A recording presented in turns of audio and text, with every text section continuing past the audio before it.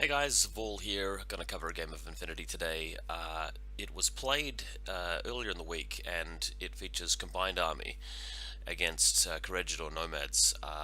I cover a lot of battle reports, as you guys know, quite often just because I have a big backlog of them, but this time it was actually quite an interesting and close game, so I'm quite excited to do this one for you. So the mission was Cold Sleep. This is more of a button pressing mission. One interesting thing about Cold Sleep is that Intelcom more often than not is the better choice, just because the consoles at the end to have them controlled by a specialist sitting next to them at the end of the game is the one that gives the most points. But you can actually get points from pressing the buttons on the consoles and the other objectives as well. The little I forget what they're called, the little tech coffins or whatever they are. So I don't mind it. I think it's a good mission. It's going to favor the person who goes second, but because the objectives are quite hard to get, and there's still plenty of room to actually just capture a bunch of them and then move on. I do think this is a good scenario. If you're going second and your opponent just really punishes you and kills specialists and reserves the intel com to stop you from putting one specialist there at the end, you might really struggle as the player taking second turn. So there is that. You can put two specialists on the same objective or one on either side and have them intelcom one of them away, but again that's harder to do, and if you're playing passively you might be giving your opponent a chance to kill those specialists before they can do that. Now there's also been a little bit of talk about Kodali and the Specular Killer. I'm not sure if you guys have been listening to Mayacast. I didn't actually listen to the episode, I just saw my friends posting on their forum on Facebook. And as you guys know, the Speculo Killer is a model you can take from the Combined Army to throw a smoke grenade. And the good thing about it, the Speculo, is it impersonates, so you can put it very far towards their deployment. And then Kodali shows up using airborne deployment to come around the side of the table, and she can actually walk in on the side of the board into the smoke grenade. Normally you can't drop them down into the smoke grenade, but she can walk on the side and do that fine. And then of course she has MSV2, so she can benefit from that synergy between smoke and MSV2 that everybody knows about.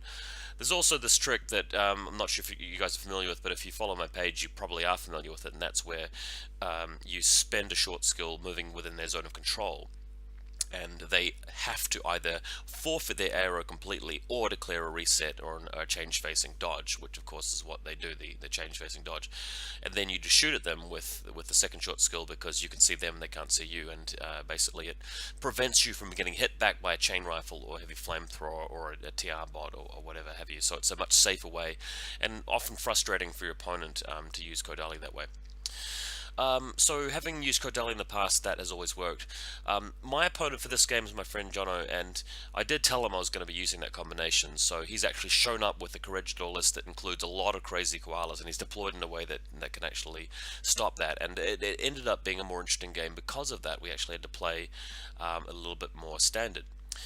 I'll just talk you through very quickly my Kodali list, and this list is going to undergo some changes because it was written back in November last year, and I just dug it out rather than create a new list, but I still quite like it. So obviously you need Kodali herself. She's in a group of 10 regular orders, and then the Specular Killer is in a group of 5 regular orders but 2 pretas. I really love this setup because the Speculo doesn't need 10 orders. Usually you're going to use it to either assassinate something and then die, or just to set up Kodali with smoke. You've got 5 regular orders with which to do that, and if you really just miss that many smoke grenades, you can turn the Predator's irregular orders into regular using a command token. But what usually happens is that Speculo gets maybe 1 or 2 orders spent on it and then does its thing with a shotgun. And then the Predators run across the side of the board and assist Kodali or whatever. And remember, this is quite important. If your opponent has actually got little chain rifle warbands, protecting the area from the Speculo, maybe dropping some smoke grenades or something like that, the Predators can actually go in there first and clear something out or tie up in close combat. They can also benefit from a situation where maybe there's a very tough target like a tag, and maybe Kodali is going to have a little bit of time shaving off the wounds. The Predator can also help get in there. If you want to actually assault something in close combat with Kodali that she can use Prathion on, the Predator can also assist her by ganging up. Then we have the Noctifier, which I I think most people agree is just a really amazing combined army choice. It's like the Hexa Sniper on steroids. You put it in hidden deployment. As soon as somebody moves within, a good spot for you to aero, you fire the missile launcher, and there's not many things in the game that can survive a hit from that. To make matters worse for your opponent, it's got dogged. So if they've planned to turn around moving certain models around to objectives, and then they're suddenly having to deal with the knock to fire halfway through that turn, and then they bring out the HMD to try and remove it, well, they've got to get through 2 wounds before they can actually get rid of it as an ARO. And Valor Dogged means you have courage, so that's amazing. Nexus Lieutenant, just because I think that's the cheapest, most effective choice. You can use your Lieutenant special order on pressing buttons because it's a specialist, but usually you'd want a Anathematic or something with Mnemonica to get the most out of combined army abilities, but the Nexus is the next best thing if you're not really running that kind of Lieutenant. iMetron, Ardrone, next time I write this list I'll have 2 iMetrons and use the Ardrone as something else, or maybe upgrade something else in the list, but everything else is pretty standard for me. Marker with HMG, Krakot Renegade, Echidrons, Unidrons, Dacheratse, Shrouded Hacker. You notice that there's so many remotes here and no mnemonica or tag, so I've got to use the hacker somewhere, and yeah, it's better to have a basic hacker so you can give your Unidrons enhanced fire or something like that, or even in some cases if you want to drop Kodali in, the +3 whip for landing your trooper. But in this list I've used the Shrouder as a specialist, and it's the hacking option. You can have a Nexus hacker lieutenant, but I just don't really like that because your list has got repeaters in it, and if they know what's going on, they can move a killer hacker up within range of your Echidron and just assassinate your lieutenant that way, so I don't really like that. So yeah, otherwise I don't really mind having a Nexus hacker if it's not your lieutenant, if maybe there's another model in the army. So I think that gives you guys the basics. We're going to jump into the game now, so here we are. See if I can minimize my camera a bit more. This should be okay. So I won the roll and I decided to take first turn, even though Cold Sleep benefits second turn. And I did that because I'm continuing to test this theory that Kodali and Speculo are a little bit too powerful. They're just a little bit more powerful than they should be. That's my view.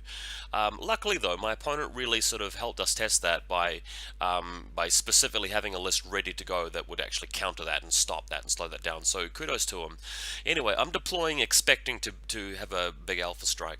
I've got my impetuous troops around the extreme left-hand flank, and everything else just hiding. I've got the Krakot, who's miniature old metachemistry for super jump and extra speed. In the center of the table, you've got the Mark Rep prone on this building rooftop, just so it can stand up and do some shooting with this Miranda Ashcroft model representing the Nexus Lieutenant, since it hasn't come out yet. You might even see just a peek of my my camo marker shrouded in the background. And then on the right-hand side flank, here's another look at it. There's the camo marker there. The Predator and Dacheratse duo with the Echidron and Unidron duo over here, and of course an iMetron. When I deployed my army, I thought that this iMetron was actually an iMetron, whereas it's actually supposed to be an Ardrone. For some reason, I looked at my list and I thought I had 2 iMetrons. On his side, however, on his extreme left-hand flank, he's got the Moran with Crazy Koalas. Again, there's a strip here where I could bring in Kodali, but I'd have to clear out the mines first. And even if I do that, she's got to move all the way around, and it's quite hard for me to get Specular to put smoke in several different locations. So he's done that quite well. McMurrough, who hasn't painted yet, I really rate this guy. If you're playing Corregidor, I would highly recommend getting a guy like this as opposed to, say, the Geckos, because he's very affordable, and Impetuous actually makes him better rather than worse. And even though he's a regular, you're going to be spending your orders on him anyway, so he's just so efficient for what he does. And the ability to put down really reliable smokes and get into close combat, assassinate things, is just fantastic. So I really envy this particular model, by the way, guys. Now he's using the Alguacil Link team, so let's move the cam. This model here is Lupe Balboa. He's got an HMG here. There's a normal camo marker there. I think he ends up repositioning that after I took the photo, so just ignore this camo marker. And then the rest of the Alguacils is a paramedic and so forth. This model here is a Daktari doctor. And there's another trooper to the side, which wasn't pictured in the previous photo. Then, of course, on the right-hand side, we've got another Moran, and at the top here, you can see the other Crazy Koala.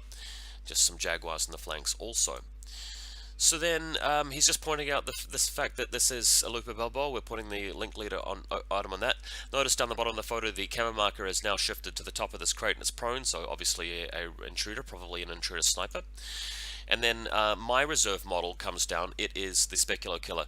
Now, normally, playing the list I play, I would put the Specular Killer to the side of the table and put it somewhere where she can throw the smoke grenades for Cordoli to move out. I decided not to make that play. First of all, for me to achieve what I'd normally achieve, I'd have to move the Predators up first and clear the Crazy Koalas, and then fire a grenade with a Speculo, then move Kodali in and get some kills. But my opponent has spread out his forces very nicely, as you should against that tactic, and it would really only result in me killing maybe a Moran, a Jaguar, and McMurray at the absolute most if Kodali is actually very good with her positioning. But I saw that he actually had a lot of the board covered with an intruder sniper, so that really wasn't going to work if I tried to move around through the midfield with Kodali. So I decided to take a risk, and I thought this was quite a well calculated risk. The Specular Killer comes down here right next to the Link team, where it can actually hose two of them with a boarding shotgun or move up the ladder and actually engage the intruder if I can't take it out by other means. Now luckily I managed to roll the hit and the Specular comes down. What would my plan have been for this game if I had not achieved that? And again, if you're playing like this, and if you're making a superior infiltration roll or an impersonation roll, you should always have an idea of how you're going to win the game if you fail that roll, because it will come up. Now my idea was that I'd really have to rely on the Nocta Fire and the Mark Rip to try and just pick off enemies at long range and carefully move forward and try and take objectives if that was the case. Luckily I rolled it. So his reserve trooper is this remote here that has two more Crazy Koalas. So he's now deployed 6 Crazy Koalas altogether, and he's kind of boxed me in. So as soon as the Specular comes out of impersonation mode, it's going to get hit by these Crazy Koalas as well. So it's going to limit me to really one move. So although there's enough movement to go 2 inches up the ladder here and 2 inches into close combat with the camo marker, I have to reveal it first. Otherwise, it's going to be a matter of me just moving into combat with the Alguacil and shooting the shotgun through to hit Lupe. Right, so first turn, the Predators move forward. As you guys know, my alien xenomorphs are actually Predators. And this one comes into line of sight of the intruder who is situated up here. And I thought that he might choose not to shoot me. That way, he's not revealed for the Specular, but he did decide to shoot at me, and I think the reasoning behind this is that he knew that the Predator, if left unchecked, was going to go and clear the mines on the other side, further over here, right, where one of the Morans is, and then I moved my Kodali on that side. So he did decide to take a shot at me, and it turned out it was the intruder with the HMG. So he's trialing this, and we both talked about it after the game. We both agree that the intruder sniper is the better profile, but he is using the HMG this time and doesn't manage to kill the Predator. So now I am free to move my Mark Rip around, and I made the judgment call on this turn to not even bring Kodali on at all. So even though the list is built around Kodali, it still functions without her in a way. So because he had presented some opportunities to me, I'm moving out with the Mark Rep now, killing the intruder, which is a really important model. Like, the game's going to be so much easier if I can remove this guy, and luckily I did. Sometimes I feel a bit nervous firing at it with an HMG because he can easily pass an armor save with all the armor he's got, but luckily the Mark Rep pulled through and we got him. So now the Predator, still alive here, is able to move across and actually carefully move in a diagonal line with a second short skill, or a first short skill even, with one of these orders from Group 2, to trigger both the Koala on the ground and on the building level to come after it and then, you know, just dodge. It's physical 14, so a really good chance of that. Failed the test though, and it just died, so that was unlucky. So now the Mark Rep, able to move across to the building, and with the mines being cleared, she can now actually get line of sight to the robot that's guarding the Specular Killer, and she does that successfully, nails the bot, which renders the other Crazy Koalas there inactive. So the Specular has more of a chance to get things done now. And on the left hand side, we've got a Predator moving through. This one in a later turn will be able to knock out the mines on this side, but I haven't quite achieved that just yet. So now we've got a Lieutenant Order left in Group 2, just moving around a little bit with Miranda here, the Nexus operative, but nothing really special happening here. What else we got? So the Mark Rep going into suppression fire on this side, so that's looking fine. Dacheratsi in place as well, just to throw some smoke grenades down here if needed. Alright, here's the play. So the Speculo, now that the intruder has been removed, decides to go after the Link team, and she has to.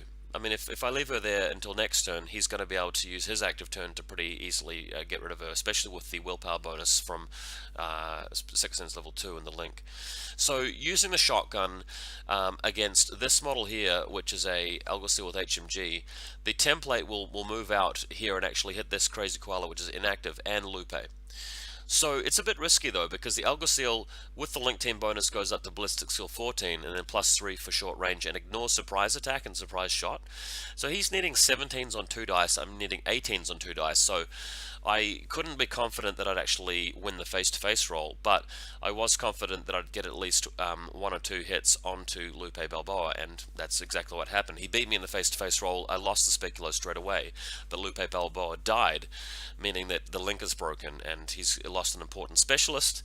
And the other thing about that is that for the rest of the game, he's never going to have like a Ballistic Skill 14 group of Alguacils, and he has to spend a command token to get the HMG back into a link for the burst bonus. So it wasn't the most wonderful use of a specular that I've ever seen, but I think that I had to do it after committing it at that point. I couldn't have just left it there.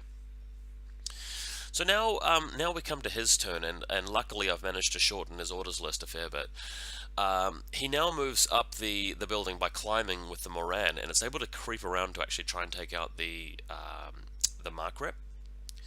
Before that happens though, he's moving across here, and now is the time for me to actually declare the Noctifier, I believe, coming out of hidden deployment for Aero.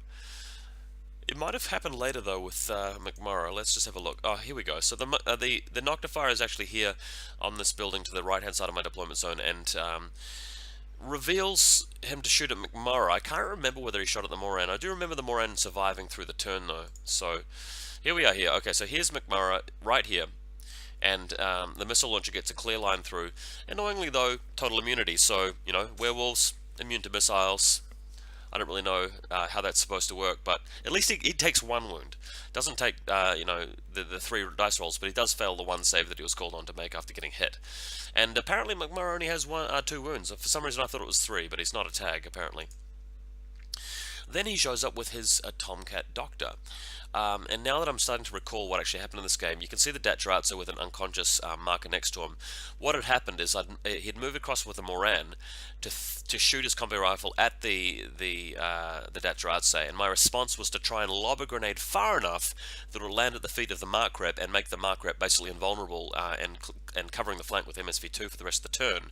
But I was throwing at the -3 range because I was being so ambitious with the lob, and that resulted in me not beating the combi rifle, so he died. And now the Tomcat comes on, is able to actually fire at the Mark Rep and take it down as well. Can't get line of sight through to the Noctifier though, so luckily the Noctifier is safe, or, you know, maybe that's unlucky that I can't actually fire a missile back at him, but, you know, there you go. Alright, so he manages to find a little sweet spot here where he basically finishes the turn. Now, we have the Dactari here, whipping out her Medikit. As everybody knows, the Medikit is the most deadly weapon in the game because it results in so many kills. Unfortunately, they are kills for your own side, and she fires the Medkit into Lupe's brain and kills her instead of reviving her. Alright, so McMurrough is over here as well. McMurrough, just trying to super jump up here because he's trying to avoid getting hit by the missile from the Noctifier. There's also a Unidron sticking out further on the other side of the table, and he doesn't want long-range pot shots. Even though he's immune to plasma, he just doesn't really want a stray hit. How should I put it? Sorry, my sound is... I lost my sound there. He doesn't really want a stray, like, blast from the plasma carbine hitting him. And he's still got his wound token over here. So now, I believe this comes to turn 2 for Combined Army. The Preta moves to the top of the building with Climbing Plus impetuously, and if I move the cam here, there's a Moran here who's lost his Crazy Koalas from earlier, but the Moran, I believe, is a specialist, so the Preta now moving across with its irregular token to try and kill him.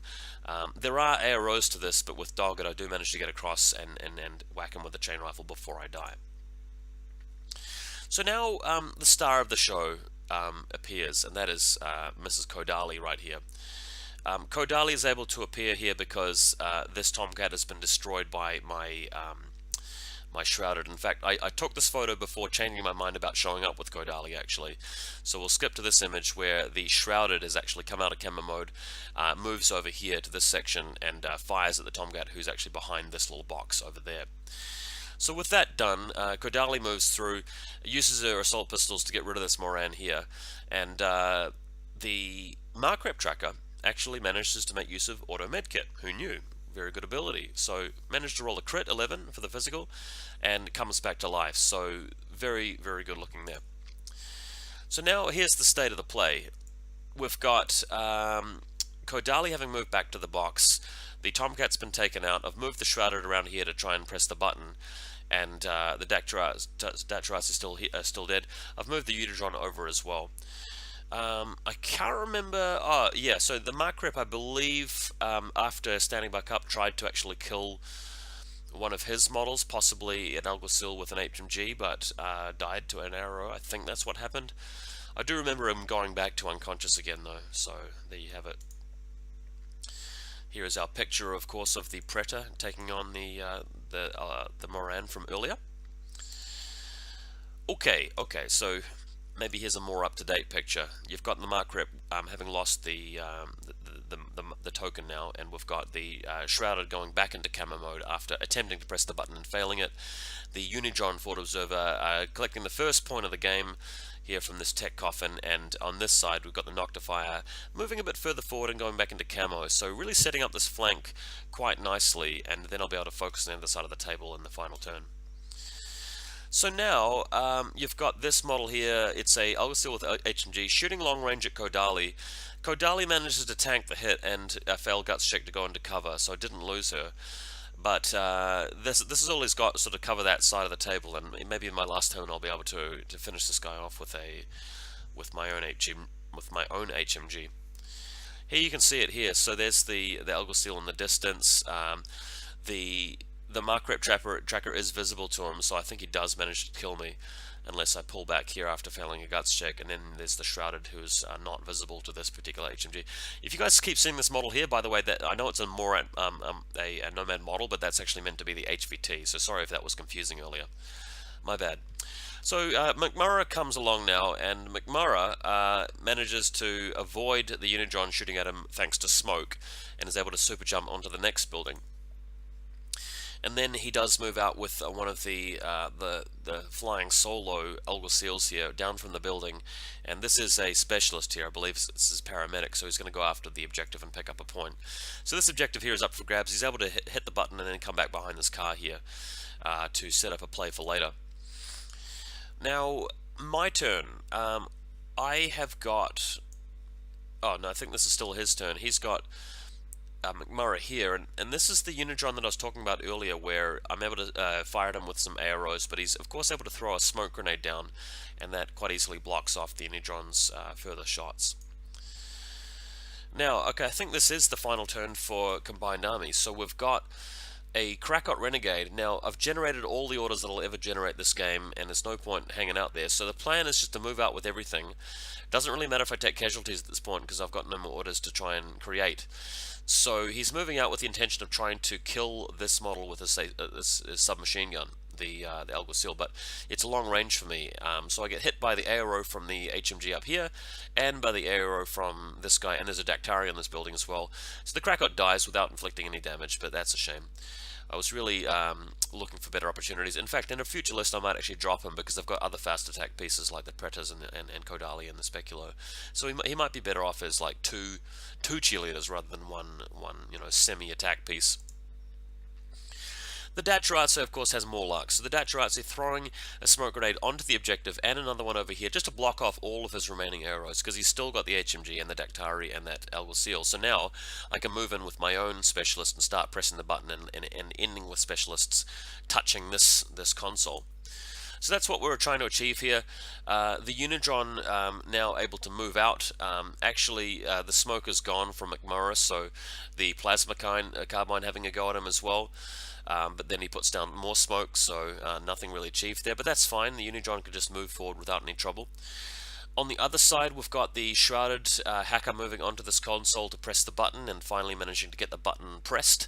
Not visible to the HMG up here, I believe. Or if it was, I think I did manage to actually come prone and come behind the console and press it first.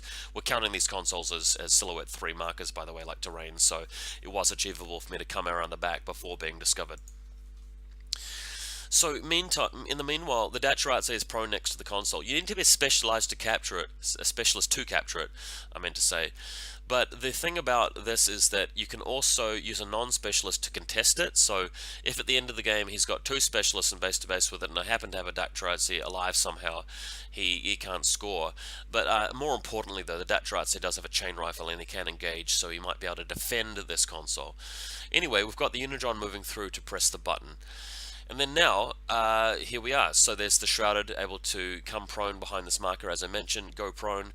The Noctifier missile launcher also having a go at his HMG as well, and you can still see the Unitron up on this side, already having pressed the button. So what next? Okay, so here's basically the final play from Combined Army moving with Unitron, trying to press the button, but with Willpower 12, not managing to pass. And then lastly, Kodali moving out. We'd previously seen that McMurray had survived by using a smoke grenade, but the Kodali does manage to actually destroy him after moving up and killing McMurray. And I think that was quite important, because if in his final turn he'd moved out with McMurray and actually killed, my specialist and everything else, and put one of his specialists, or even two of them, onto the objectives, he would have won pretty clearly. But we are left with a situation where he doesn't really have enough orders or models to do all of that. So now my lieutenant moving up into the box should have a very long-range combi shootout with the Dactari, but he managed to win, even though I got 3 dice. So unlucky Nexus to lieutenant there.